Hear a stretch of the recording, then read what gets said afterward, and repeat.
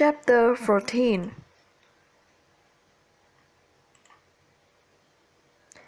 Island Life. Tom quietly. Lewis. Opening his eyes, Tom wondered where he was. He sat up and looked around. Then he remembered it was cool and the light was the gray color of early morning. There was a delightful feeling of rest and peace in the deep quiet of the forest. A thin bubble of smoke rose from the fire. Joe and Huck were yet asleep. Now far away, a bird called. Another answered. Slowly the cool glare of the morning changed to white. More sounds were here. The light of the forest began to show itself to the watching boy. Bugs appeared and started their day's labors. Birds were making many noise. A big blue bird stopping really near to Tom. It turned its head to one side and sat watching its strange new neighbor. Small animals appeared and they also looked at the boy and seemed to be talking to them. Pierce's face there has never seen a human being before. Face that did not know whether or not to be afraid. Tom called to the other pilots. Within a few moments they were all playing in the river near the shore. Their boats had been carried away but did please them. They were content now that they would never return to their village. Happy and hungry, they built their fire. Huck had found some good water to drink. While Joe cooked some meal, Tom and Huck went to the river and caught some fish. Joe cooked this with the meat. No fish has ever tasted so good. Then Huck smoked. After that, they all started to walk through and tree to see what they could discover. They found much to delight them, but nothing surprising. The islands were almost 3 miles long and a quarter of a mile wide. It was very near to the shore of one side, but far from the shore where their village was. They played in the river often.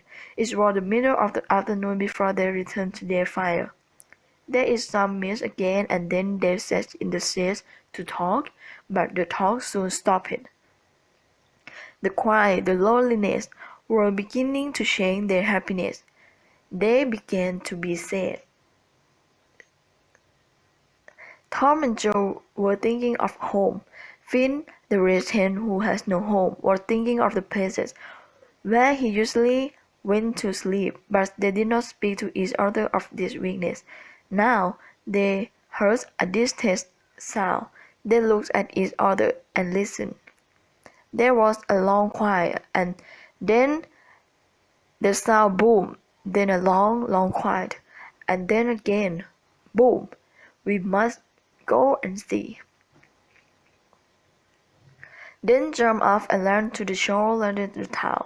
The trees there were small and grew thickly. Through them the boys looked across the water. They saw a big river boat. It was the boat that crossed the river many times every day. Now it was coming slowly down the river. It was crowded with people. There were many small boats around it.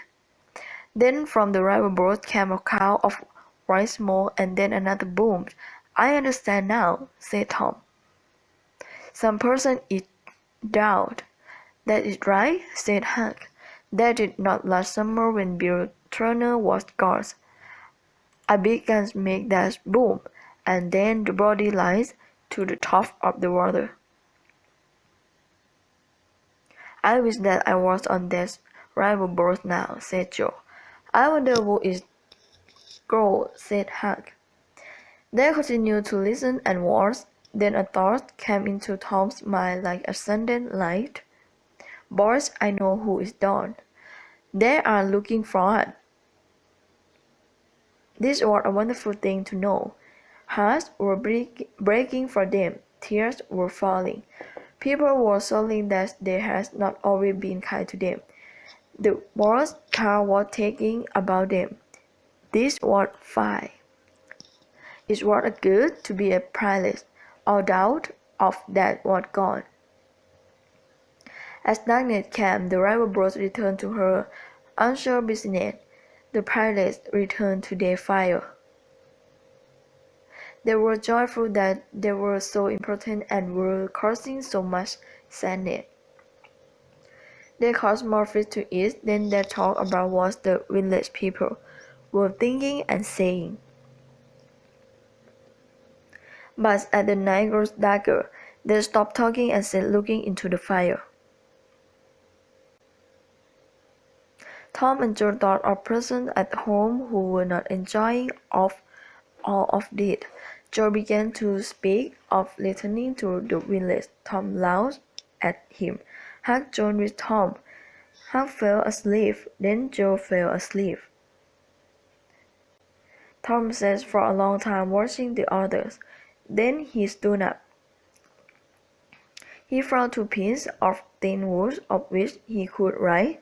After reading of the wood, he put 1 piece in Joe's hand. He put the other in his pocket.